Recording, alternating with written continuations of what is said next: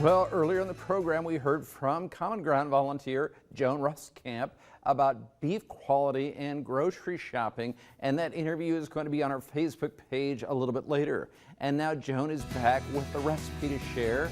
Taryn is standing by now with more. We love Wednesdays when our CommonGround volunteers come on the show, especially when we get to sample what they make. And Joan is visiting us today from the Dodge area. This is a recipe that I think is perfect for this time of year. It's called a Beefy harvest soup. Right. Where did you find it, Joan? Beef is what's for dinner. Okay. And so there's lots of recipes on there for a variety of needs, and even ways of if you buy a beef cut that might be on sale and you're not sure if it's tender enough. If you go to Beef It's What's for Dinner, all the cuts are on there and it'll tell you the best way to prepare it to have the most, satisfying eating experience. Great, okay. So this is one of them. This looks like a good one. It is on our Facebook pages already. People have been sharing it, asking about it, so they're pretty excited. Some people say it's similar to a goulash. Would you say that? It is similar. So I don't know if because I didn't grow up eating goulash, and I've seen a lot of varieties of goulash. Right. And some have tomato and some don't, and some have a different kind of noodle. So I really don't. It'd be interesting because when we made the deviled strawberries, there was a viewer that he and his daughter made them, and they put a picture on.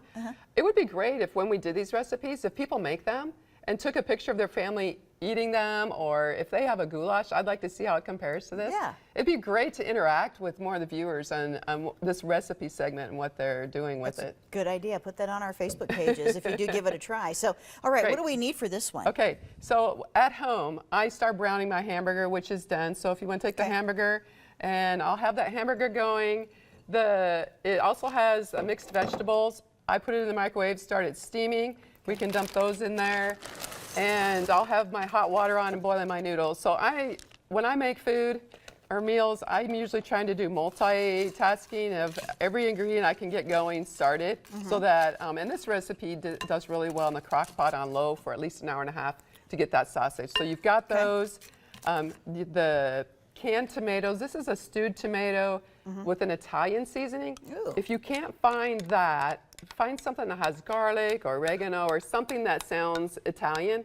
I've done that too, and that tastes and so at home, I'm mixing this in the skillet. I have a deep skillet that I can mix this in, and then I'll take the macaroni that's done and I'll mix that in there. And this will get easier when we add the liquid. Okay. I buy the beef broth as a paste. You can use granules, however you want to do your broth. Boil 4 cups of water. And obviously this is not hot right now. And so then you'll mix that in there. Okay. And then one of, I think, the flavoring agents that really helps this is sausage. Ooh. My favorite sausage to buy with this is the Hillshire Farms beef summer sausage. I have tried a variety of sausages, and that's still my favorite. But I know there's viewers that make their own sausage and maybe have deer sausage. I think that would be fun to try as well. Yeah. But once it's all mixed together in your crock pot, you're going to want to let those flavors kind of sit together for a while to really get the best. Overnight, those noodles will get bigger. So if you want to make some more broth to add with it, that will help as well. And so, yeah, keep it in that crock pot to keep it warm. But and this, you could do, if you have a family and they don't like carrots, then just put peas and green beans and corn.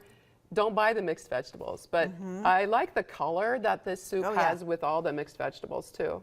It's pretty, and I like the sausage in there. Yeah, it adds, I mean, it's not very much sausage, but it really adds. And on the Beef It's What's for Dinner site, it'll give you calories and all sorts of information for people who would need that for their diet. Perfect. Joan, thank you. Again, this recipe is on our Facebook pages if you want to copy it down.